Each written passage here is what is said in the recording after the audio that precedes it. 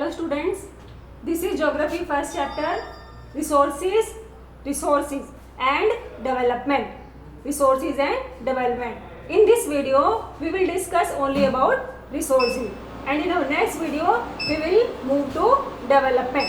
अब resources, ठीक है, whatever, कोई भी चीज, anything that is present in nature, gifted by nature, that can satisfy our needs. कि कोई भी ऐसी चीज जो प्रेजेंट है नेचर में और हमारी नीड्स को क्या कर रही है, सेटिस्फाई कर रही है, will be termed as resource. उसे क्या माना जाएगा, रिसोर्स. उसको एक्चुअल डेफिनेशन में क्या बोले, anything that satisfy human need along with that should be, वो क्या होनी चाहिए, it should B technologically accessible. Technologically accessible मतलब कि हमारे पास ऐसी टेक्नोलॉजी होनी चाहिए जिसके द्वारा हम क्या करें, उस चीज़ को प्राप्त कर सकें. कि अगर जैसे माइनिंग करनी है, ठीक है, तो माइनिंग के लिए हमारे पास टेक्निक होनी चाहिए कि हम किस तरीके से माइनिंग करेंगे. ड्रिलिंग करनी है, कैसे ड्रिलिंग करनी है, ठीक. That appropriate technology should be with us, तभी हम क्या करेंगे, उस पर्टिकुलर रिसोर्स को एक्सट्रैक्ट कर सकेंगे. अगर वो अर्थ में अवेलेबल है, अगर वो एनवायरनमेंट में किसी और जगह अवेलेबल है, जैसे किसी फॉरेस्ट में है, ठीक है, वाटर में है, तो उसके अकॉर्डिंग हमें क्या करनी पड़ेगी, टेक्नोलॉजी डेवलप करनी पड़ेगी, या टेक्नोलॉजी को उस तरीके से हमें क्या करना पड़ेगा, यूज़ करना पड़ेगा. तो वो क्या होनी चाहिए, टेक्नोलॉजी एक्सेसिबल होनी चाहिए. Secondly, it should B economically feasible. Economically feasible का मतलब कि हमने किसी पर्टिकुलर रिसोर्स को ढूंढा, हम अब उसे क्या करेंगे, प्राप्त करने की कोशिश करेंगे. अब उस चीज़ को, उस रिसोर्स को, पर्टिकुलर रिसोर्स को हमें निकालना है, ठीक है, उसको हमें क्या करना है, प्रोसेस करना है, फिर हमें उसे क्या करना है, किसी पर्टिकुलर जगह पर यूज़ करना है. अब ये सारा काम होगा, ठीक है, भले एक्सट्रैक्शन से हो, माइनिंग से हो, कैसे भी हो, ठीक है, जहाँ से भी उसको लाना है, ठीक है, उसको प्यूरिफाई करना है, उसके बाद उसे यूज़ करना है. उस चीज़ में क्या खर्च होगा, पैसा तो खर्च होगा, ठीक. अब हमने पैसा खर्च किया उसके ऊपर, ठीक, जितना अमाउंट हमने लगाया उस चीज़ को प्रोसेस करने तक, ठीक, और फिर बाद में हमने क्या देखा कि हमें बेनिफिट ही नहीं हुआ, ठीक है, हमें प्रॉफिट ही नहीं हुआ. तो फिर इस तरीके से काम करना है कि वो हमारे लिए क्या हो, इकोनॉमिकली भी फिजिबल हो, हम उसे निकाल करके, ठीक है, प्रोसेस करके नुकसान में नहीं रहे. और फिर उसके बाद जो यूज़ कर रहे हैं लोग उनको, ठीक, उन्हें भी ऐसा नहीं लगे कि पर्टिकुलर जो मिनरल है, पर्टिकुलर जो रिसोर्स है, जिसको किसी तरीके से यूटिलाइज करेंगे, उनके लिए बहुत महंगा पड़ रहा है. उनकी पहुंच में भी होना चाहिए, और जो उसको एक्सट्रैक्ट करेगा उसकी पहुंच में भी वो होना चाहिए. Means that it should be profitable. Then it should be culturally acceptable. Culturally acceptable means that it should be accepted by all, ठीक है. It should not harm anyone, कि ऐसा रिसोर्स नहीं खोजा जाए, ठीक है, या उसको इस तरीके से प्रोसेस किया जाए कि अगर वो हार्मफुल भी है तो प्रोसेसिंग के बाद उसका कोई यूजफुल इफेक्ट ही रहे, ठीक, कि वो सबके द्वारा क्या होना चाहिए, एक्सेप्टेबल होना चाहिए. सबके द्वारा भी सब ह्यूमंस भी आ जाएंगे कि हमारे को तो फायदा कर रहा है वो, ठीक है, लेकिन जो बाकी का एनवायरनमेंट है उसके लिए वो क्या कर रहा है, नुकसान कर रहा है. तो रिसोर्स वो पर्टिकुलर थिंग है, ठीक, जो क्या करेगा, इट सेटिस्फाई अवर नीड्स, हमारी नीड्स को सेटिस्फाई भी करेगा. Along with it should B technologically accessible. Technologically हमारी पहुंच के अंदर होना चाहिए. It should B economically feasible. हमारा जो खर्चा है, ठीक है, उसके ऊपर लिमिट में होना चाहिए, इतना होना चाहिए कि आफ्टर दैट, ठीक है, we should be in profit. उसके बाद it should be accepted by all living beings, ठीक है, सब लिविंग बींग्स के लिए वो क्या होना चाहिए, यूजफुल ही होना चाहिए, कि हम उसको यूज करें, लेकिन बाकी के लोग क्या रहे, बाकी के जो और बायोटिक एनवायरनमेंट है वो क्या रहे, उससे हार्मफुल रहे. तो ये एक पर्टिकुलर रिसोर्स है. अब ये रिसोर्स की जो टाइप्स होते हैं, ठीक है, वो आपने हमेशा से पढ़ रखा है पुरानी क्लासेस में भी, कि दो तरह के ही होते हैं. एक तो नेचुरल रिसोर्स होते हैं, और एक कौन से होते हैं, ह्यूमन मेड रिसोर्स होते हैं. नेचुरल रिसोर्स वो हैं जो कि एनवायरनमेंट में, ठीक है, नेचर में अपने आप से ही प्रेजेंट है, ठीक है, जैसे फॉरेस्ट हैं, माउंटेन्स हैं, वाटर बॉडीज हैं, ठीक, अर्थ के अंदर जितने मिनरल्स प्रेजेंट हैं वो सब क्या है, नेचुरली प्रेजेंट है, ठीक है. All fossils fuels are there, ठीक है, फॉसिल्स भी अर्थ के अंदर प्रेजेंट है, वो नेचुरली प्रेजेंट है, उसमें हमने कुछ नहीं किया, ठीक, वो तो होगी नेचुरल रिसोर्स। ठीक, और सेकंड थिंग, जो रिसोर्सेज हमारे द्वारा बनाए गए हैं वो कहलाएंगे ह्यूमन मेड रिसोर्सेज। अब ह्यूमन मेड रिसोर्सेज वो हैं जैसे डैम्स हैं, बिल्डिंग्स हैं, रोड्स हैं। ठीक, अब देखो ये रिसोर्सेज हमने बनाए, ठीक है, हमने क्या किया, उन रिसोर्सेज को किस तरीके से बनाया, with the help of naturally available resources, कि जो रिसोर्सेज नेचर में ऑलरेडी अवेलेबल थे, हमने सिर्फ क्या किया है, उन्हीं को प्रोसेस किया, उसी को टेक्नोलॉजिकली अच्छे से यूज करके हमने क्या किया, दूसरी चीज को बनाया। तो दो तरह के रिसोर्स, एक तो नेचुरल रिसोर्स और एक ह्यूमन मेड रिसोर्स, ये आप हमेशा से पढ़ रहे हैं। ठीक, अब जो नई चीज है, ठीक है, वो है क्लासिफिकेशन ऑन द बेसिस। अब वो बेसिस क्या क्या है कि उस क्लासिफिकेशन के लिए जिसमें हमने रिसोर्सेज को डिवाइड किया है, ठीक है, वो उसका बेस है। एक तो है ओरिजिन, कैसे उत्पन्न हुए, ठीक है, एक है एग्जॉस्टिबिलिटी कि वो खत्म होंगे या नहीं खत्म होंगे, ठीक है, एक है ownership, who will be the owner, कौन मालिक है, ठीक, एंड स्टेटस ऑफ डेवलपमेंट, और उनको किस तरीके से हम क्या करते हैं, डेवलप करते हैं, कि वो अभी तक कितना डेवलप हुए, ठीक है, और किस तरीके से उनकी और डेवलपमेंट होगी। तो ये है हमारे पास डिफरेंट बेस। अब वो फर्स्ट बेस में, फर्स्ट बेस है जैसे हमारा origin, that means resources are classified on the basis of origin in two parts. First is biotic and the another one is abiotic. अब बायोटिक और अबायोटिक फिर वही पुरानी चीज है, कोई नई बात नहीं है आपके लिए, कि बायोटिक मीन्स बायो जो लिविंग है, ठीक, और अबायोटिक मीन्स अबायो जो नॉन लिविंग है। तो on the basis of origin resources are divided into two parts, the biotic and the abiotic, कि जो लिविंग बीइंग से रिलेटेड है, और अबायोटिक जो नॉन लिविंग है। अब सेकंड उसकी जो बेस है क्लासिफिकेशन का, वो है exhaustibility, that means they are renewable and non renewable. Renewable जिनको वापस बनाया जा सकता है, ठीक, कि अगर मान लो कि कभी वो खत्म भी हो जाते हैं तो कुछ टाइम देने के बाद हम उसे क्या कर सकते हैं, वापस रिन्यू कर सकते हैं, या वो अर्थ में अपने आप ही क्या हो जाएंगे, वापस रिन्यू हो जाएंगे। जैसे फॉर एग्जांपल, ठीक है, हम अपने जो क्या करते हैं, फार्मिंग करते हैं, ठीक है, खेती करते हैं, खेती करने के बाद आपने सुना होगा जूम फार्मिंग, ठीक है, उसमें क्या किसान करता है कि एक बार दो बार खेती करने के बाद जो लैंड है उसको खाली छोड़ दिया जाता है, ठीक है, खाली छोड़ देने के बाद, ठीक है, उसके ऊपर कुछ काम नहीं हो रहा है, तो अर्थ क्या करेगी, सॉइल क्या करेगी, वापस नेचुरल तरीके से अपने जो मिनरल्स उसके लॉस हुए हैं उसे क्या कर लेगी, गेन कर लेगी। उसको हम शिफ्टिंग कल्टीवेशन भी बोलते हैं। ठीक, तो वो है रिन्यूएबल, कि जिसमें क्या किया गया, नेचुरली, ठीक है, अपने आप ही वो क्या हो गया, जो मिनरल से वो रिन्यू हो गए अर्थ के अंदर। अब नॉन रिन्यूएबल क्या है कि जो अगर एग्जॉस्ट हो जाएंगे तो वो कभी भी दोबारा से नहीं बन पाएंगे। ठीक, जैसे हमारे फॉसिल फ्यूल्स हैं। ठीक, फॉसिल फ्यूल्स आपने सुना होगा, फॉसिल का मतलब कि जो बहुत लाखों हजारों साल पहले, करोड़ों साल मान लो, ठीक है, जो लिविंग ऑर्गेनिजम्स थे वो अर्थ में दब गए because of destructions, changes in the environment. अब वो अर्थ में दबते चले गए, उसके बाद due to heat, pressure and different type of chemical changes वो किस में कन्वर्ट हो गए, फॉसिल्स में कन्वर्ट हो गए।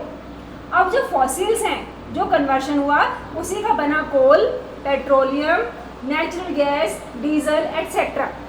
अब वो है नॉन रिन्यूएबल। क्यों नॉन रिन्यूएबल है कि आप बोलो ऐसा कि वो नेचुरल चीज़ें अर्थ में दब गई तो वो फॉसिल बन गया, कि अभी वो दब जाएंगे तो दोबारा से फॉसिल बन जाएंगे, लेकिन उनको फॉसिल बनने में लग गए करोड़ों साल, आप लाखों मान लो। ठीक है, अब देखो अगर वो दोबारा से रिन्यू होंगे, ठीक है, तो उनको दोबारा से लाखों साल लगेंगे, ऐसा होगा। अब देखो वो दोबारा से अगर लाखों साल लगेंगे उन फॉसिल्स को बनने में, ठीक है, तो हम लोग कहाँ होंगे उसे यूज़ करने के लिए, हमारे लिए तो वो क्या हो गए, एक बार ख़त्म ही हो गए। तो वो है नॉन रिन्यूएबल, कि जो चीज़ एक बार एग्जॉस्ट हो गई, ठीक है, वो दोबारा नहीं बन पाएगी, और अगर वो दोबारा रिन्यू होगी भी, it will take a long duration of time, near about millions of years, and that will be for no use. तो हमारे लिए क्या वो यूज नहीं होगी। क्यों? लाखों साल के बाद हो, क्या मालूम अर्थ का स्ट्रक्चर कैसा होगा, वी विल बी देयर और not to use, human kingdom होगा या नहीं होगा, कैन नॉट बी सेड। तो एग्जॉस्टिबिलिटी में दो तरह के हो गए, एक तो हो गया रिन्यूएबल जो दोबारा बन जाएंगे, और एक है नॉन रिन्यूएबल जो दोबारा से नहीं बनेंगे। फिर थर्ड कैटेगरी आपकी आ जाती है, बेसिस है जो क्लासिफिकेशन का, वो है ओनरशिप। ओनरशिप भाई कौन मालिक है उसका, ठीक है, इंडिविजुअल, कम्युनिटी, नेशनल या फिर इंटरनेशनल। ठीक, अब इंडिविजुअल का मतलब कि कोई पर्टिकुलर पर्सन है, उसके पास पर्टिकुलर प्लॉट ऑफ लैंड है या कोई पर्टिकुलर जगह है जहाँ पे क्या है उसके लिए एक रिसोर्स अवेलेबल है, वो खुद उसका मालिक है। ठीक है, जैसे फार्मर्स हैं, किसान हैं, उसके पास जो प्लॉट ऑफ लैंड है वो उसका खेत है, ठीक है, जिसमें वो क्या कर रहा है, काम कर रहा है, अपने लिए फसल उगा रहा है, बेच रहा है उसको, ठीक है, उससे उसी क्या हो रहे जो आजीविका है, ठीक है, जो उसको पैसा है वो मिल रहा है, तो उसके लिए तो वो एक रिसोर्स ही हुआ। ठीक, तो इंडिविजुअल मतलब कोई पर्टिकुलर पर्सन, या फिर शहर में आ जाए अगर अब कि कोई पर्टिकुलर प्लॉट है, खाली है किसी के पास, ठीक है, वो उसका मालिक है। अब वो उसके ऊपर कुछ भी कर सकता है, वो उसके ऊपर मॉल बनाए, बिल्डिंग बनाए, ठीक है, अपना खुद का रेजिडेंस बनाए, कुछ भी करे, ठीक है, वो उसके लिए क्या है, अलॉट है, अलॉटेड बाय द गवर्नमेंट, उसके नाम से वो लिख दिया गया है, तो वो इंडिविजुअल है। ठीक है, पर्टिकुलर पर्सन। फिर है कम्युनिटी। कम्युनिटी का मतलब कि एक पर्टिकुलर पर्सन उसका मालिक नहीं है, दैट पर्टिकुलर प्रॉपर्टी और that particular resource is available to all persons of the community जो वहाँ पर रह रहे हैं। ठीक है, जैसे पार्क है, ठीक है, घूमने फिरने की कोई जगह है, वो क्या है, कम्युनिटी लैंड है। ठीक, वहाँ पर क्या करेंगे, कोई भी पर्सन अपनी मर्जी से जा सकता है और उस पर्टिकुलर चीज़ को यूज़ कर सकता है, तो वो कम्युनिटी बेस हो गया। अब है नेशनल। अब वैसे देखो सारे रिसोर्सेज, ठीक है, कि जैसे पर्टिकुलर इंडिया ही ले लिया हमने, इंडिया में चाहे इंडिविजुअल की है या कम्युनिटी की है, किसी की भी है तो नेशनल की, नेशन की, हमारे देश की है।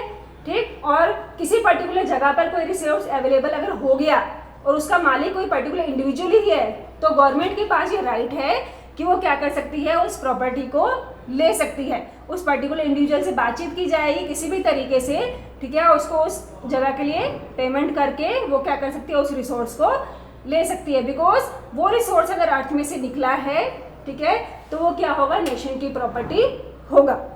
तो नेशनल। अब नेशनल में एक तो आगे की पूरी कंट्री की within our land boundary जो भी रिसोर्सेज अवेलेबल हैं, फॉरेस्ट है, वाटर रिसोर्सेज हैं, माउंटेन्स हैं, ठीक है, अर्थ के अंदर प्रेजेंट जितने भी मिनरल्स हैं वो किसकी प्रॉपर्टी है, नेशन की प्रॉपर्टी मानी जाएगी।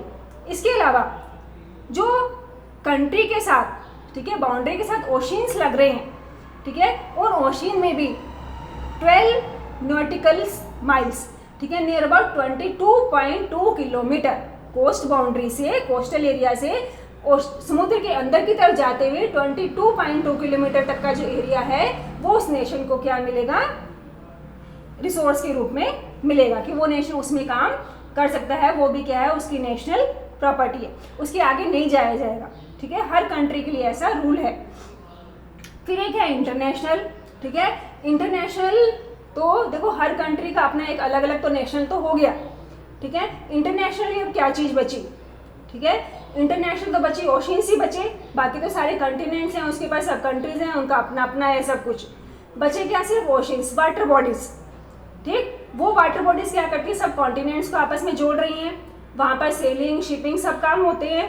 ठीक, उसमें किसी कंट्री का नाम तो लिखा नहीं है, सिर्फ बाउंड्री पे है वो टच करती है तो उसको दे दिया गया। अब वो क्या है, सारे इंटरनेशनली आएंगे, ठीक है, उसको इंटरनेशनल जोन में माना जाएगा नियर अबाउट 200 किलोमीटर तक के एरियाज में। ठीक है, 200 किलोमीटर तक का जो एरिया है, ठीक है, वो एक्सक्लूसिव इकोनॉमिक जोन्स हैं। ठीक है, उसमें कोई भी कंट्री काम करेगी, ठीक है, तो उसके लिए वो क्या करेगी, पर्टिकुलर जो हमारा यूनियन होगा, ठीक है, सब कंट्रीज में, उसमें क्या लेगी, परमिशन लेगी और वहाँ पर क्या करेगी, वो काम करे, तो वो हो गए इंटरनेशनल रिसोर्सेज।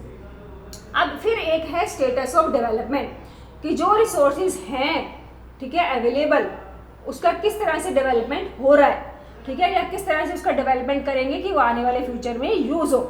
एक तो है पोटेंशियल। पोटेंशियल का मतलब कि रिसोर्स तो है हमारे पास, उनमें पोटेंशियल भी है काम करने का, रिसोर्स के रूप में डेवलप होने का, लेकिन अभी तक उनको हमने यूज़ नहीं किया। They are as it is in nature. आने वाले समय में उसको हम क्या कर सकते हैं, यूज़ कर सकते हैं विद एप्रोप्रिएट टेक्नोलॉजी। फिर है डेवलप्ड स्टॉक्स, कि जो स्टॉक डेवलप्ड होने वाले, ठीक है। और एक है रिजर्व, ठीक है, वो इसी का पार्ट है डेवलप स्टॉक का, कि वो रिजर्व में है हमारे पास, ठीक है, आने वाले टाइम में, ठीक है, how to use them, know how, ठीक है, उसे हम क्या करेंगे, टेक्नोलॉजी अपनी अपना करके उसको क्या करेंगे, यूज करना शुरू कर देंगे। तो दोनों लगभग एक जैसे हैं, ठीक है। एक तो डेवलप स्टॉक, ठीक है, जो स्टॉक है हमारे पास अभी है, ठीक है, खत्म नहीं हुआ है, उसको बोला जाता है स्टॉक, कि जो चीज़ अवेलेबल है, ठीक है, वो हमारे पास क्या है, स्टॉक में है, ठीक, हमने उसको जमा करके रखा हुआ है। तो कुछ एक रिसोर्सेज हैं जो हमारे पास स्टॉक में है, ठीक है, उससे हम यूज़ करने वाले हैं। और रिजर्व में भी बहुत सारे हैं, ठीक है, जो आने वाले भविष्य में क्या हो जाएंगे, यूज़ हो जाएंगे। उसके लिए हमें क्या करना है, अभी सिर्फ टेक्नोलॉजी को और डेवलप करना है, ठीक है। जैसे टेक्नोलॉजी डेवलप हो गई, तो टेक्नोलॉजी के डेवलप होते ही जो रिसोर्सेज पोटेंशियल में है, ठीक है, जिसको अभी तक बिल्कुल यूज़ नहीं किया गया है, ठीक है, लेकिन उनमें काम करने की क्षमता है, उसको यूज़ करना शुरू कर देंगे। डेवलप स्टॉक्स हैं वो क्या हो जाएंगे, टोटली डेवलप हो जाएंगे, और जो रिजर्व में है उनकी डेवलपिंग शुरू हो जाएगी। तो ये है on the basis of origin, exhaustibility, ownership and status of development. Resources को मैंने डिफाइन कर दिया आपको, ठीक है। रिसोर्सेज की डेफिनेशन क्या है, कि कुछ भी चीज़ जो नेचुरली अवेलेबल है और हमारी नीड को क्या करेगी, सेटिस्फाई करेगी, हमारे लिए एक रिसोर्स है, but the condition is that should be technologically accessible, economically feasible and should be culturally accepted by all, ठीक है। और जो रिसोर्सेज हैं नेचुरल और ह्यूमन में, ठीक, उसके लिए टेबल है बुक में आपके पास, ठीक है, you can read the table also. उसमें डिफरेंट एग्जाम्पल्स के साथ आपको क्या हो जाएगी, क्लैरिटी हो जाएगी। अब जो अगला पार्ट रहेगा आपका, उसमें उसकी जो डेवलपमेंट रहेगी, ठीक है, इंडिया में कितना है, इंटरनेशनली कितना है, किस तरह की प्लानिंग की जा रही है, ठीक है। रिसोर्सेज को डेवलप करते करते हमने उनको इस तरह से यूज़ करना शुरू कर दिया है कि वो क्या हो गए, एनवायरनमेंट के लिए हार्मफुल हो गए हैं, जिसकी वजह से बहुत सारी problems, land degradation, environmental pollution, ऐसी समस्याएं हो गई हैं। तो उसके बारे में क्या किया जाएगा, डिस्कस किया जाए। Thank you student.